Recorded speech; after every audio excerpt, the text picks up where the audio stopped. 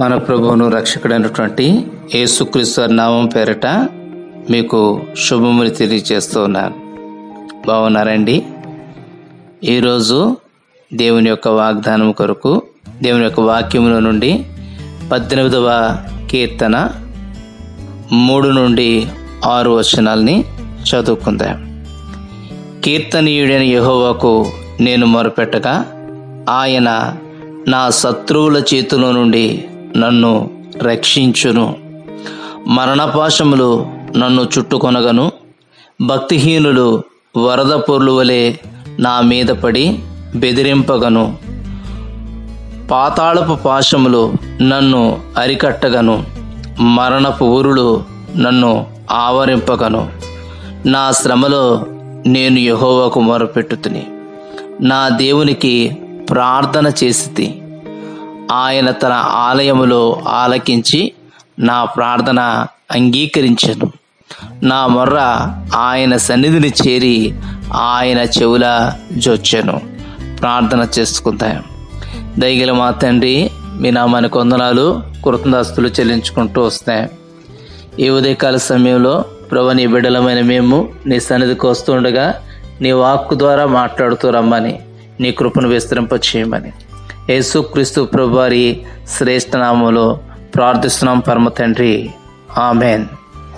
ప్రియులారా, మనం గమనించినట్లయితే భక్తుడైన దావీదు ఈ రీతిగా చెప్తున్నాడు, నా దేవుడు కీర్తనీయుడు. కాబట్టి కీర్తించడానికి యోగ్యమైన నామం కలిగినటువంటి వాడు నా దేవుడు.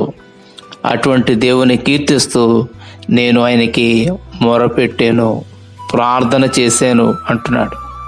ఎలాంటి సమయంలో ప్రార్థన చేశాడట? శత్రువులు తను చుట్టుముట్టినప్పుడు, శత్రువుల యొక్క చేతిలో తనుంటూ వచ్చినప్పుడు, వారి చేతిలో నుండి నన్ను రక్షించు అని చెప్పేసి దేవునికి ప్రార్థన చేస్తూ వచ్చాడు. కాబట్టి పరిస్థితి ఎలా అంటే, శత్రువు చుట్టుముట్టాడు, మరణపాశములు చుట్టుకుని ఉన్నాయి, భక్తిహీనులందరూ వరద పొర్లు వలె అతని మీద పడుతూ ఉన్నారు, బెదిరిస్తూ ఉన్నారు.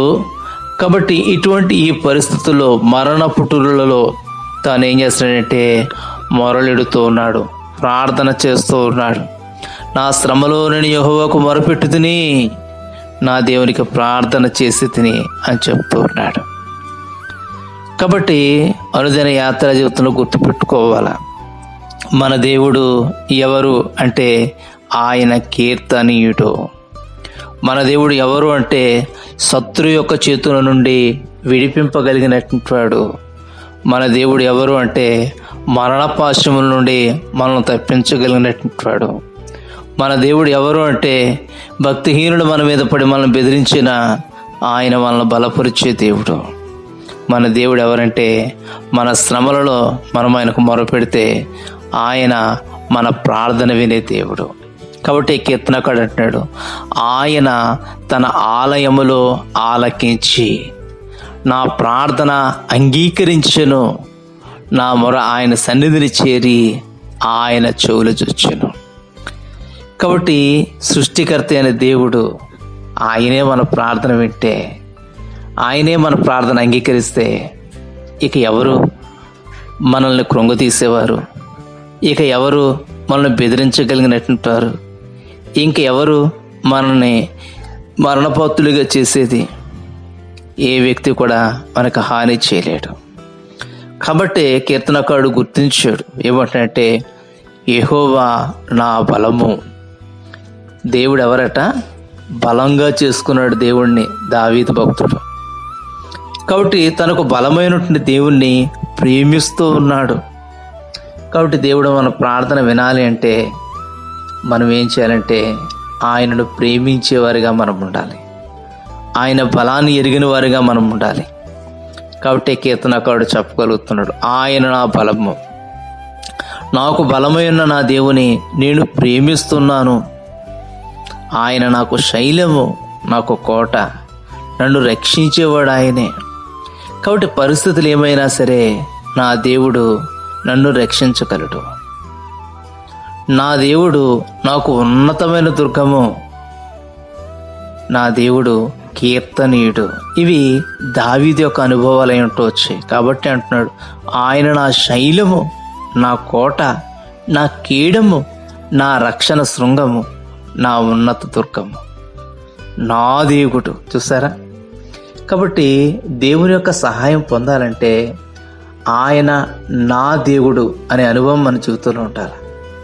చాలాసార్లు దేవుడు అనే అనుభవం మనకు ఉంటుంది, కానీ ఆయన నా దేవుడు. వ్యక్తిగతంగా దేవునితో నీకు ఎలాంటి సంబంధం ఉంది? దావీదుని అడిగితే అంటాడు, ఈ దేవుడు నా దేవుడు అని చెప్తాడు.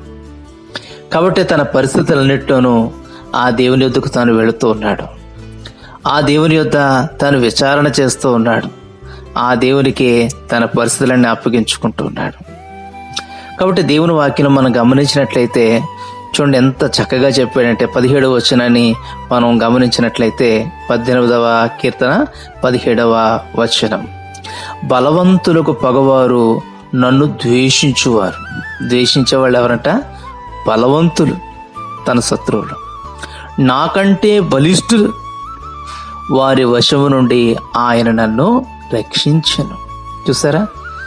ఏ బలమని ఏ దేవుడు తాను ప్రేమిస్తున్నాడో ఆ దేవుడు దావీదు కంటే బలమైన వారి చేతిలో నుండి ఆయన విడిపిస్తూ ఉన్నాడు.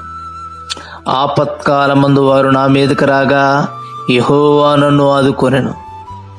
కాబట్టి ఆపద సంభవించవచ్చు, శత్రువు మన మీదకు జరపడవచ్చు, కానీ దేవుడు మనల్ని ఆదుకునేవాడు. ఈ విషయాన్ని గుర్తించాలి.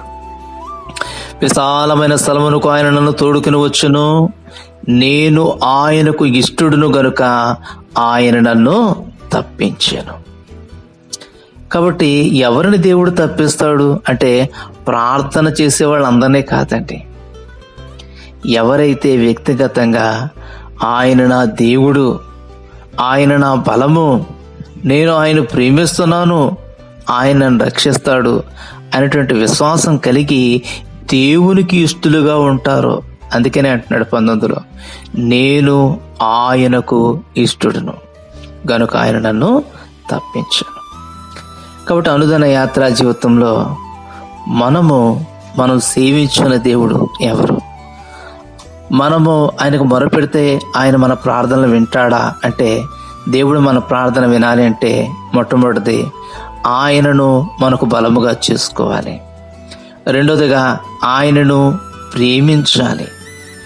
ఆయన నీ సొంత రక్షకుడు కాగలగాలి. ఆయన నీ సొంత దేవుడై ఉండాలి. ఆయనకు నీవు ఇష్టడుగా ఉండాలి. అంత మాత్రమే కాదు, చూద్దాం రండి 21వ వచనంలో అంటున్నాడు, యెహోవా మార్గములను నేను అనుసరించుచున్నాను. వ్యక్తిగతంగా దేవుని యొక్క ఆజ్ఞలను పాటించేవారుగా మనం ఉండాలి. కాబట్టి దేవుణ్ణి విడిచి తిరిగేవారుగా మనం ఉండకూడదు. దేవుని యొక్క న్యాయ విధుల్ని లక్ష్య పెట్టేవారుగా ఉండాలి. అలక్ష్యంగా ఉండకూడదు. దోషక్రియలు చేయకూడదు, చేయడం మానేయాలి. దేవుని దృష్టికి యథార్థులుగా ఉండాలి. ఇలాంటి జీవితం మనం కలిగి ఉన్నట్లయితే 25వ వచనంలో అంటాడు, దయగల వారి ఎడల నీవు దయ చూపిస్తావు, యథార్థవంతుని ఎడల నీవు యథార్థవంతుడిగా ఉంటావు, సద్భావం గలవారి ఎడల నీవు సద్భావము చూపును. కాబట్టి దేవుని యొక్క ఐశ్వర్యము, దేవుని యొక్క మహిమ, దేవుని యొక్క ప్రసన్నత పొందాలంటే మన యాత్రా జీవితంలో గుర్తుపెట్టుకోవాలి, మనకి ఎటువంటి సమస్య వచ్చినా, మన శత్రువు ఎంత బలమైన వాడైనా మన దేవుడు మనల్ని విడిపించగలడు. ఆయన మనల్ని రక్షిస్తాడు, ఆయన మనల్ని కాపాడుతాడు. మరణం యొక్క వశం నుంచి కూడా ఆయన మనల్ని తప్పిస్తాడు. అయితే మనం చేయాల్సిన పని, దేవుణ్ణి మనం ప్రేమించేవారుగా ఉండాలా, దేవుణ్ణి మనకు బలముగా చేసుకోవాలా, ఆయన రక్షణలో దాగి ఉండాలా, ఆయన్ని సొంత దేవుడిగా కలిగి ఉండాలా, ఆయనకి ఇష్టమైనటువంటి జీవితాన్ని మనం గడపాలా, ఆయన మార్గాల్లో మనం నడవాలి. ఇటువంటి జీవితాన్ని మనం కలిగినట్లయితే ప్రభువు మనల్ని కూడా దీవిస్తాడు, మన ప్రార్థన కూడా వింటాడు. అందుకని ఉదయకాల సమయంలో ప్రభు జ్ఞాపకం చేస్తున్నాడు. ఆయనకు ఇష్టలుగా జీవిద్దాం, దైవాశీస్సులు పొందుకుందాం. ప్రభు యొక్క కృప మనకు తోడే మనల్ని నడిపించును గాక. ఆమేన్.